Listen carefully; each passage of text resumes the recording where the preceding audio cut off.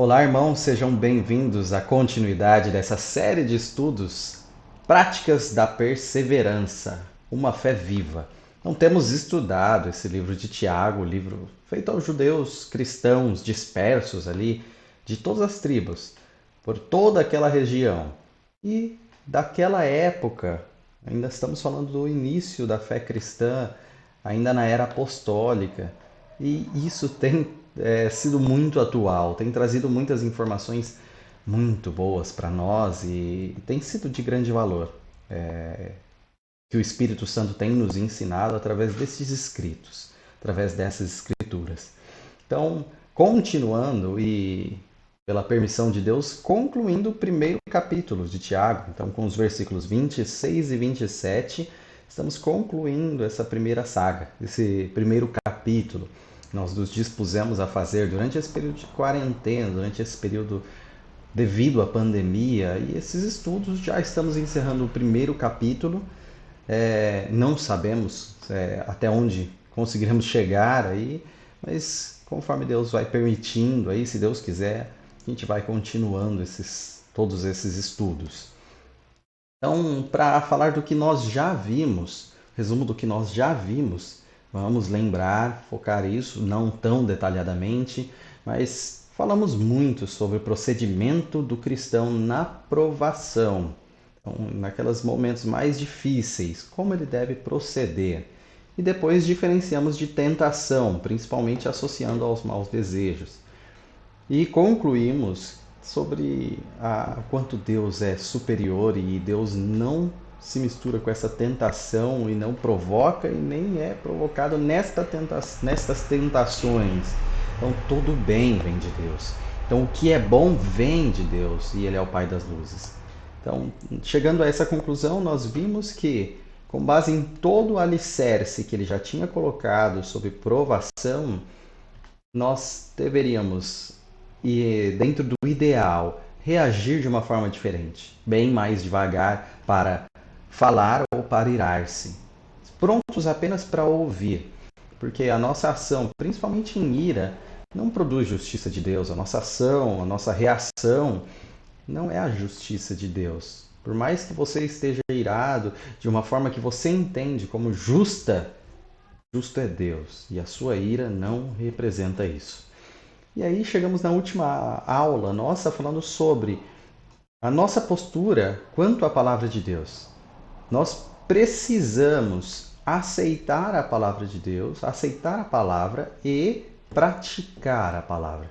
Então, a forma correta é ouvir, aceitar a palavra e não ser apenas ouvinte da palavra, mas praticante. Praticante. Então, se não era para agir ou irar-se de uma forma antecipada, era para ouvir. Mas não basta ouvir, tinha que ter aqueles dois passos. Ouvir também de uma forma humilde e aceitando. E, segundo passo, praticar essa palavra para não se esquecer, não esquecer-se. Bom, chegando ao versículo 26, ainda mais, como temos falado, ele vai trazer práticas para nós, ainda mais. Tiago vai trazer muitas práticas dessa perseverança para mostrar que a nossa fé realmente é viva, não uma fé morta. E essas práticas eu já adianto, vocês que já conhecem vão relembrar disso, são severas. São puxões de orelha dos mais doloridos possíveis. Então nós temos sim realmente lições valorosas aqui e às vezes, se Deus quiser, doloridas também, mas que provoquem dentro dessas feridas curas muito grandes na nossa conduta, naquilo que a gente tem feito de errado, que isso nos endireite ainda mais pelo poder do Espírito Santo, pelo poder de convencimento, santificação que Deus opera em nós. Então vamos lá, Tiago 1,26 diz: Se alguém se considera religioso, mas não refreia a sua língua, engana-se a si mesmo. Sua religião não tem valor algum. Então, fazendo umas marcações aí no versículo, Se alguém se considera religioso, mas, esse é o primeiro item, não refreia a sua língua. Então, ele não tem a capacidade de frear a sua língua, engana-se a si mesmo. Sua religião não tem valor algum. Então vamos pensar um pouco dentro deste versículo, que novamente traz essa informação de que estamos nos enganando. Primeiro, essa palavra religioso, se alguém se considera religioso, ela é exclusiva. Então, não temos fora de Tiago essa mesma palavra. Não temos no grego outras pessoas que utilizam essa palavra. Por mais que ela seja muito parecida com religião, é muito parecida com religião, religião é utilizada em alguns outros lugares, nessa mesma palavra que Tiago vai usar, ainda dentro desse versículo. Que a religião é tola, é vã. Então, mas nessa palavra religioso que ele usa, tem um sentido quase que único, mas muito próximo, que é aquele que possui a fé cristã. Dentro desse contexto utilizado, é aquele que possui a fé cristã, não é qualquer religioso qualquer, de um ritual ou externo qualquer, ou é justamente falando, se alguém se considera que religioso, que possui, se alguém considera que possui a fé cristã, que tem temor ou adoração a Deus, esse é o sentido natural, tá? Dentro desse contexto. Então, destaque, alguém se considera ou supõe ser. Então não quer dizer que essa pessoa necessariamente é verdadeira. Necessariamente é verdadeira. Está apenas falando que ela supõe ser verdadeira. Então ela supõe que a religião dela, a forma religiosa com que ela vive, o procedimento dela é verdadeiro. Então, se alguém realmente supõe ser um verdadeiro cristão, se alguém supõe que tem uma forma verdadeiramente religiosa de ser, mas, e aí o segundo ponto, não refreia a sua língua. Então, esse refrear ele é utilizado como uma comparação daquele controle sobre o cavalo enquanto ele está na corrida. Então, cavalgando em alta velocidade, o freio justamente é aquilo que é possível frear esse cavalo, é parar esse cavalo, dominar para que ele não continue se precipitando à frente. Então, a velocidade diminui ou talvez ele pare mesmo ou não se desloque mais. Então, esse tipo de controle é muito, muito crucial.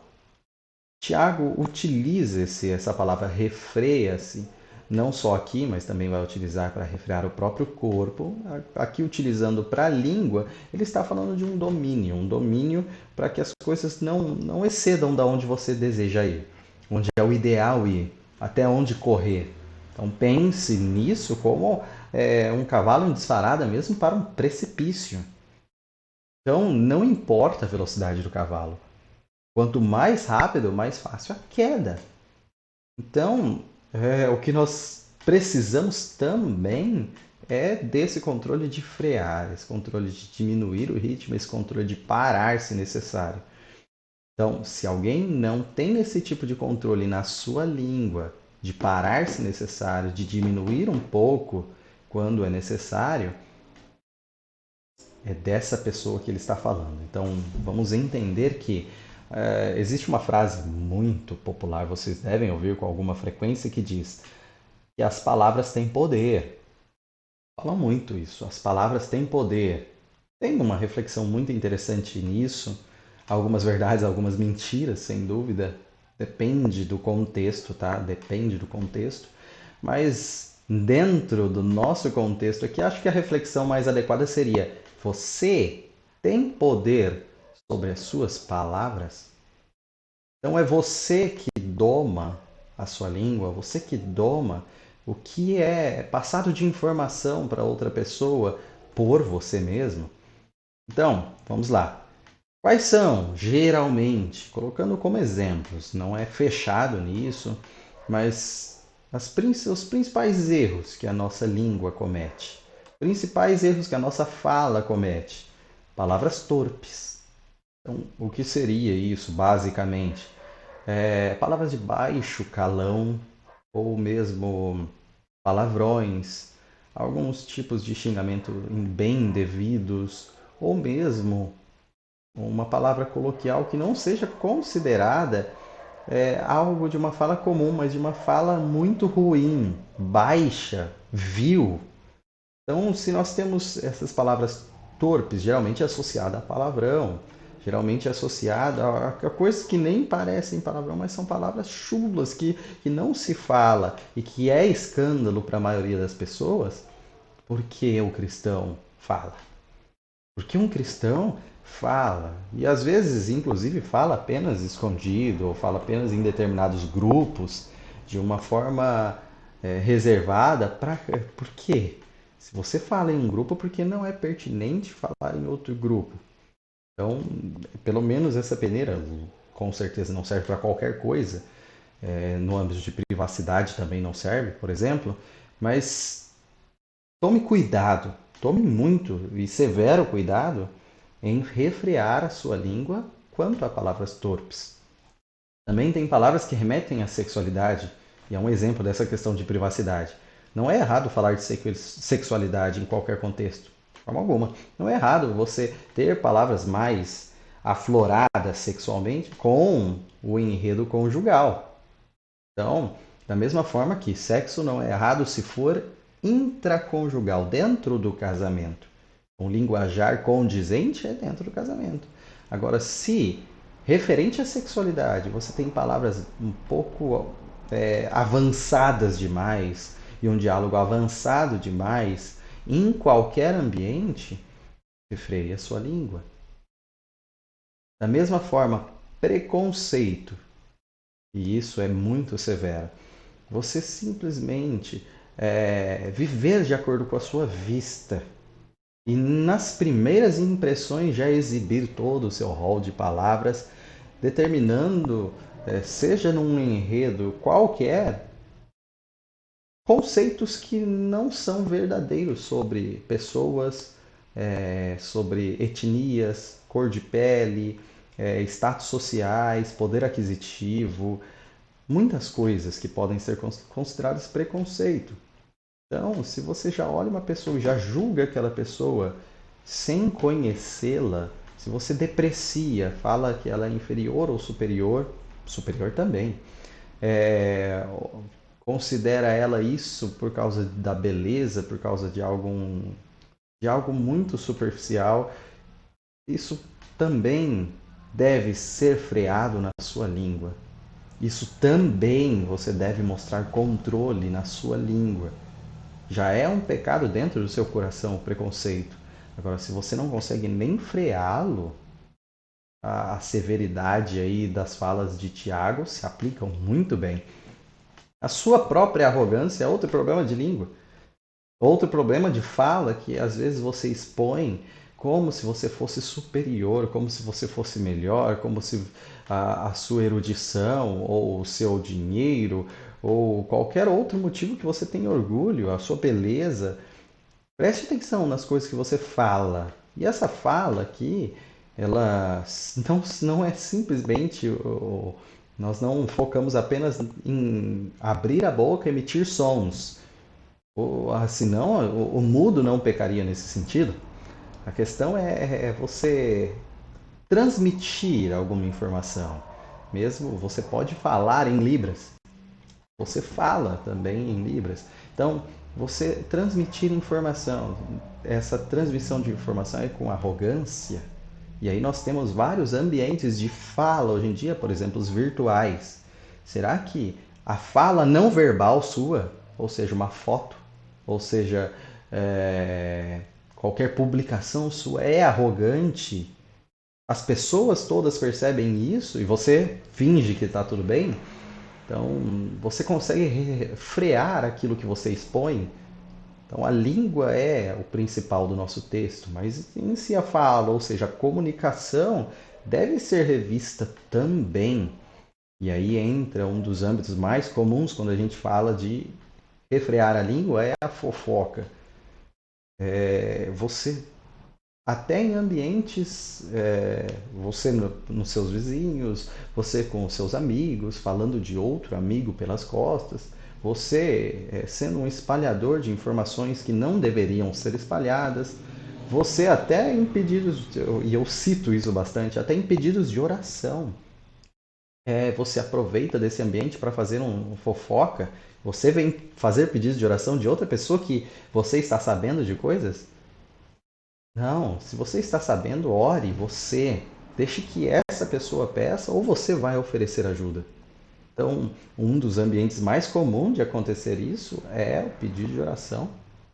Infelizmente, olha quanto o pecado mancha até situações mais cristãs possíveis. Então, vejamos essa questão da fofoca também como algo que nós precisamos frear a nossa língua. E a mentira. A mentira também está aqui. E propagar mentira, propagar falsas informações. Tem pessoas que são viciadas em mentira. Os mentirosos também fazem parte daquele rol junto com todos aqueles pecados agressivos que muita gente potencializa uns e diminui outros, mas os mentirosos não herdarão o reino dos céus na lista de Apocalipse.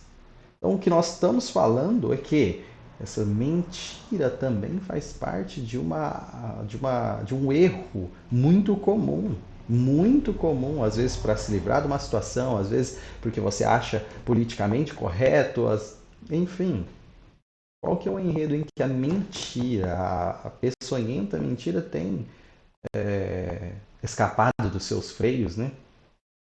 Então, dentro desse pensamento que o Tiago está falando, eu dei alguns exemplos, tem muito mais, vocês podem pensar outros exemplos, mas dentro desse raciocínio que Tiago está tratando, enfim, a língua, enfim, a sua fala, deve ser controlada, deve, sem dúvida, ser freada. E você tem o poder desse freio. Você não é um animal, você não age por instinto.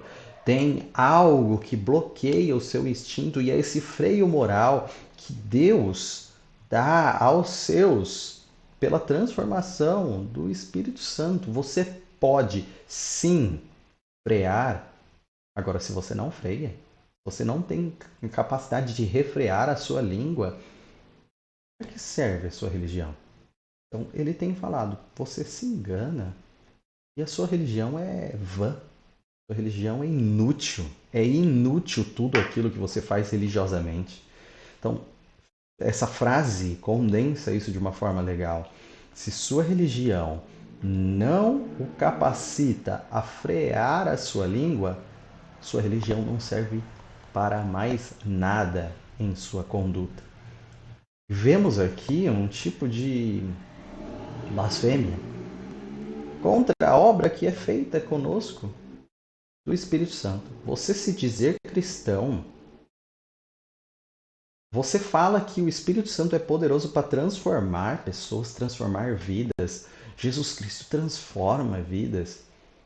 E aí você diz que o Espírito Santo poderosamente o fez nascer de novo e transformou a sua vida, mas você não é capaz de frear sua língua?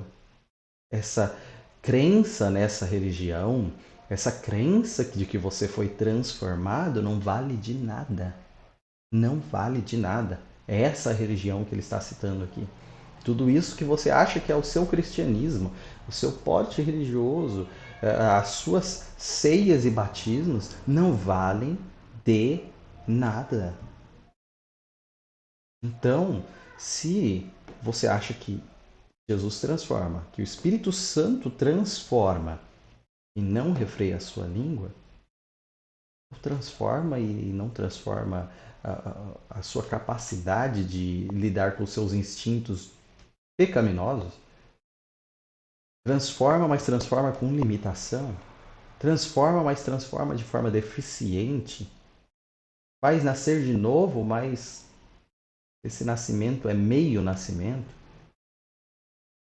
Então, cuidado, porque todo o seu procedimento não consegue alcançar mais nada na sua conduta, naquilo que você é capaz de fazer sendo cristão, se você não refreia a sua língua.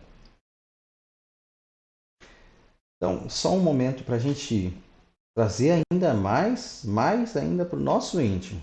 Pela segunda vez, ele já está falando, você se engana. Você está enganando a si mesmo. Lembre-se disso. Então, reflita sinceramente. Se você, quando você ouve tudo isso, já pensa em alguém que não é você sobre esse assunto, essa é uma possibilidade. Ou, se você já pensa em você e não encontra falha nenhuma, ou ainda, se você não teme, não tem medo nenhum, não dá nenhum pouquinho de temor, assim, de refletir e buscar arrependimento. Não teme ao saber que alguém pode enganar a si mesmo, ou seja, que cristãos recebem essa carta com informação de Tiago que vocês podem estar se enganando, isso não causa nenhuma reflexão, nenhum temor, nenhuma busca severa de onde eu devo me arrepender? Sim, você pode estar se enganando neste momento. Você pode ser uma dessas pessoas que ele está alertando, e você está se enganando e você é bom nisso. Acredite em mim, você é bom nisso. Você nem vai acreditar nessa reflexão porque você é bom em se enganar. Muito melhor do que eu em te convencer que você pode estar se enganando. Pode ter certeza que você é melhor do que isso em se enganar e continuar se enganando. A única dica possível que eu posso dar, que nós temos, é não confie em si mesmo. Não confie em si mesmo. Talvez você esteja errado. Talvez há um grave problema na sua vida e você vai precisar em lágrimas e com joelhos dobrados clamar a Deus para que isso seja consertado. Se você realmente não corre nenhum risco de pensar e repensar nisso, ou só atribui aos outros, talvez você esteja enganado e enganando-se a si mesmo. Prosseguindo, então, para Tiago 1:27. A religião que Deus, o nosso Pai, aceita como pura e imaculada é esta: cuidar dos órfãos e das viúvas em suas dificuldades, e não se deixar corromper pelo mundo. Nós temos aí uma separação sugerida assim. Primeiro, pensemos, a religião repete. Estamos repetindo, a religião. Agora, essa religião é diferente, está em oposto do que tem se falado até agora. Essa é a que Deus, nosso Pai, aceita. Ele pode rejeitar ou aceitar, ele pode rejeitar a oferta de Caim, a religião de Caim, e aceitar a de Abel. Ele pode, Deus pode. E aqui ele definiu que ele aceita, aqui ele está, pelo seu Santo Espírito, revelando a Tiago, e Tiago registrando aos judeus cristãos e chegando até nós, é que Deus aceita uma religião, e essa religião que ele aceita como pura e imaculada é esta: cuidar de órfãos e viúvas em suas dificuldades.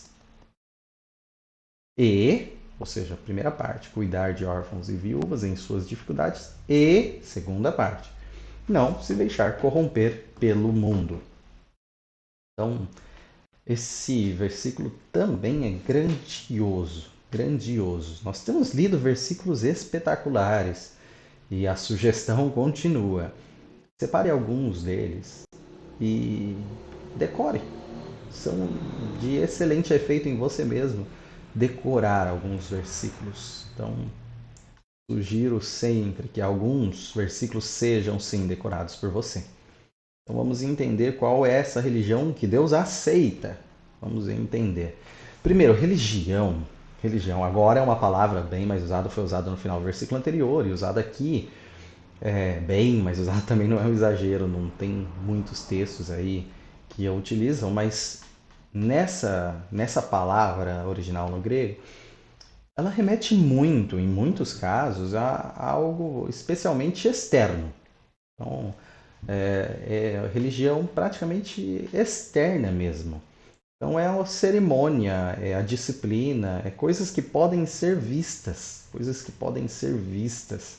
Então, dentro dessas coisas que podem ser vistas pelos homens, nós estamos falando de algo externo. Nós estamos falando de algo cerimonial, ritual. Então, geralmente, essa religião é associada a isso. Então, o cristianismo, ele é cerimonial, ele é externo? Também. É sobre isso que nós estamos tratando isso demais em Tiago. Que toda a nossa fé, toda aquela parte importante, crucial, interna, ela se reflete externamente. E Tiago vai tratar muito dessa parte externa. Então, por isso é muito interessante essa palavra que ele utiliza, religião, não a fé cristã. Mas utiliza essa palavra religião, porque nós estamos falando de prática, de conduta, sobre o que você frutifica no exterior. Então, entenda, o que ele vai falar a partir de agora, o que ele vai falar que a religião não é uma definição do que é o cristianismo, do que é a religião verdadeira. Não é uma definição, é uma ilustração. É mostrar qual é o espírito, mostrar qual que é o sentido. Então não adianta pegar esse texto e falar, isso é religião, o resto, isso é cristianismo, o resto, entendeu? Não é uma definição completa de cristianismo. É uma ilustração do espírito verdadeiro da religião. Aceita. E aceita de uma forma muito especial, pura e imaculada. Então, uma religião pura e imaculada. Ou seja, sem contaminação, sem mancha, sem mácula. Então nós estamos falando de algo totalmente separado para a pureza. Se estamos falando a judeus, é óbvio, eles são normalmente de uma outra religião, de um outro procedimento, de um outro entendimento do Antigo Testamento. E aí eles vão mudar agora de religião e vão levar o que para a religião nova? Nada, porque a religião deve ser pura, sem mancha, sem algo de fora, sem um elemento externo nela. Tem que ser pura. Basta pensar, se você está falando de água pura e tiver uma gota de óleo, ela está pura? Não, não está. Então tem um resquício de algo que não deixa esse elemento puro. Da mesma forma, nada pode ser trazido de fora, de outra religião, do próprio judaísmo antigo, para essa religião. Ela tem que continuar. Essa é a pura. Essa é a imaculada. Essa é a religião separada mesmo de todas as outras e essa é a única aceita por Deus. Qual o espírito dela? Vamos entender. Vamos entender que ela é visível, por isso nós vamos falar de situações externas, mas não é apenas externa. Lembrem-se disso, não é apenas externa, porque com todo o enredo bíblico, não é simplesmente a casca, né? É o interior. Senão você é só um sepulcro caiado, uma parede branqueada, como a Bíblia utiliza. Então, essa religião aceita, ponto 1. Então, dentro da nossa reflexão, a primeira parte a ser destacada do que Deus aceita como verdadeira religião, Deus aceita como religião pura e imaculada, é cuidar de órfãos e viúvas. Primeiro ponto, cuidar de órfãos e viúvas. Quem são órfãos e viúvas, então? Simples, é o pessoal daquela sociedade que tinha mais sofrimento, seja por guerras mesmo, é o que mais deixa órfãos e viúvas, esse tipo de conflito, mas também peste, fome, várias mazelas da sociedade são órfãos e viúvas aos montes, que também fazem parte das igrejas, que também fazem parte da sociedade. E quem há de cuidar destes? Primeiro ponto de reflexão. Aí você pode pensar, peraí, a religião é cuidar de órfãos e viúvas. Mas é basicamente o que Deus fala sobre amor ao próximo. Então não foge muito de todo o enredo bíblico, amor ao próximo. Simples. Então a religião verdadeira é amar ao próximo. Lembra, amar a Deus sobre todas as coisas e ao próximo como a ti mesmo. Certo? Agora, quando fala órfãos e viúvas, por que ele não falou próximo então? Ele não falou, afinal, só órfão e viúva importa para você cuidar? Todos importam. Então, essa questão de todos importam é algo que é muito arraigado na sociedade. Isso é verdade. É lógico que é verdade. Mas preste atenção. Preste atenção. Ele está citando vulnerabilidade.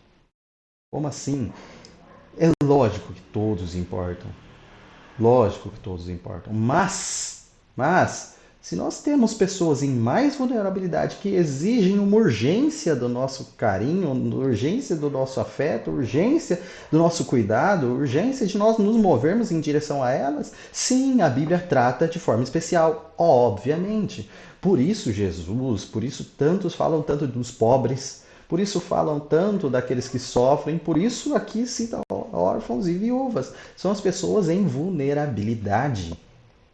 Então nós temos dentro do nosso enredo hoje em dia um grande problema aí que vem pessoas falando, por exemplo, vidas negras importam. Aí chega a outra pessoa falando, não, todas as vidas importam. E aí os dois ficam discutindo, quem está certo? Os dois. Porém, a Bíblia trata da vulnerabilidade. Então, vai chegar um contexto em que estão matando de forma expressiva ou fazendo sofrer um grupo étnico específico, não só de agora, mas desde antigamente, mas também agora por causa de outros pecados arraigados na sociedade, de racismo, de desdém, de orgulho mesmo, muitos problemas que nós temos, e ódio mesmo no coração dos homens, e um grupo étnico tem sofrido a mais. Então é errado falar vidas negras importam? Não. E esse é o exemplo claro biblicamente. Seja quando fala de pobres, seja quando fala de viúvas, órfãos, todos devem ser cuidados, óbvio. Mas se você não tem a empatia de ver quem está mais vulnerável nesse momento e já partir urgentemente em auxílio a eles, você não entendeu. Vamos começar de novo.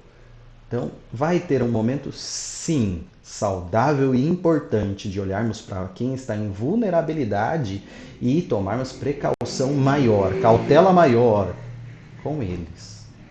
Entenda isso. É a essência do cristianismo, sim. B, outra informação agora, completando inclusive, em suas necessidades ou nas suas tribulações. Percebam, primeira informação, esses irmãos estão vivendo o quê? Tribulações. E aí, então, é um padrão para todos eles a vida ou a situação da tribulação. E aí, dentro desse mesmo padrão, eles devem focar em um grupo de vulnerabilidade. Por quê? Ponto. São severidades ainda maiores. Esse é um momento em que você fala, eu também sofro. Eu também sofro. Só que eu sei que neste mesmo sofrimento eles estão ainda um degrau de sofrimento maior e eu, ainda permanecendo sofrendo, ainda que eu também esteja em tribulação, vou ajudá-lo. E aí é a essência, isso é a essência do que é ser cristão. Porque você não vai amar só quem te ama, você não vai ajudar só quando você está sobrando para você, você não vai se dispor apenas quando você está tudo bem, não quando você está com alguma dificuldade. Em qualquer momento, em dificuldade, em tribulação, você vai olhar pessoas que ainda precisam de você e ainda assim você vai. E aí ninguém vai entender o sentido disso. Fala, não, agora era para você ser cuidado. Não, tem uma pessoa que precisa de mais cuidado do que eu ainda. E aí quebra corações, joga brasas na cabeça de muita gente.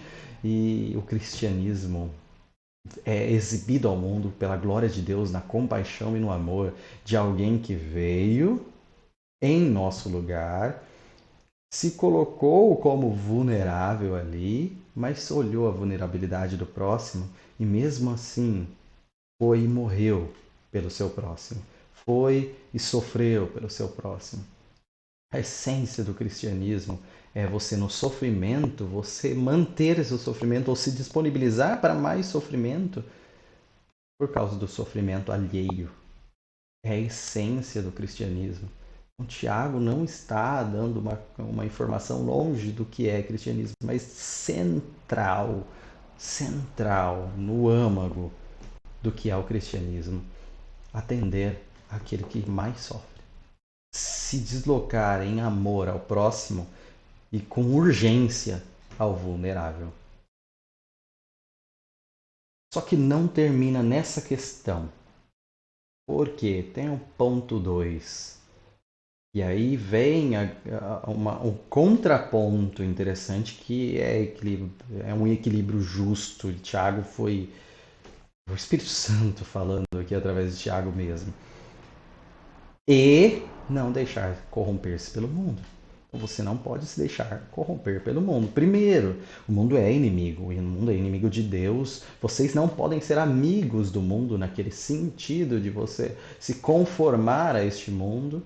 Se conformar a este mundo. Então, se o mundo é inimigo, é lógico que o mundo sofre e vai buscar suas próprias soluções e entenda, por causa do pecado, as soluções que o mundo dá a esses problemas são avessas ao que Deus quer. Avessas.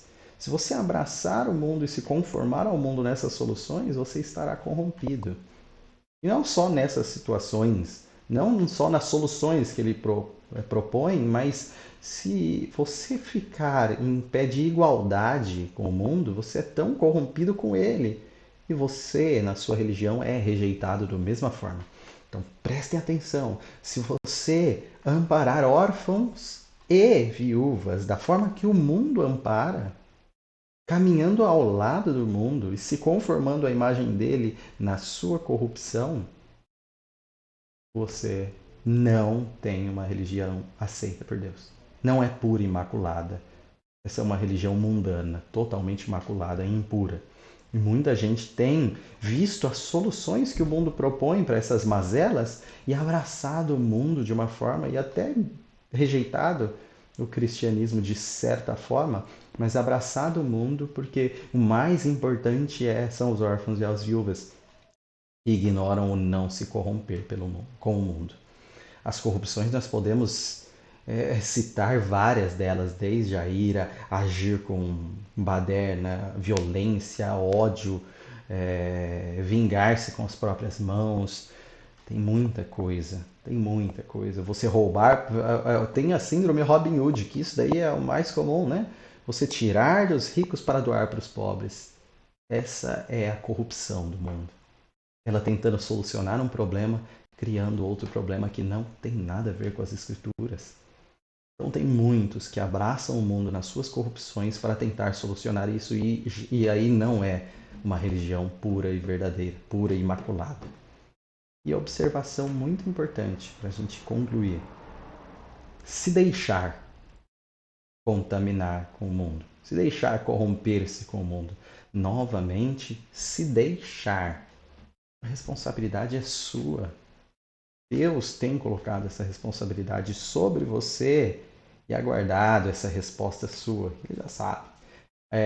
Para provar para você mesmo como você toma essa atitude. Se você realmente foi transformado ou não. Se você se acha um religioso, se você realmente tem a verdadeira religião. Então, a responsabilidade está com você. Você vai continuar se enganando?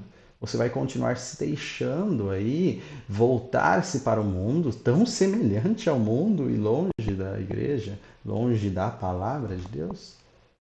A responsabilidade é sua. Que Deus realmente nos ajude, nos abençoe, porque nós precisamos nos manter arrependidos, olhando para nós mesmos, não deixar nos enganar, refrear a nossa língua e amar o próximo, principalmente os que estão em vulnerabilidade. Deus abençoe e até o próximo estudo.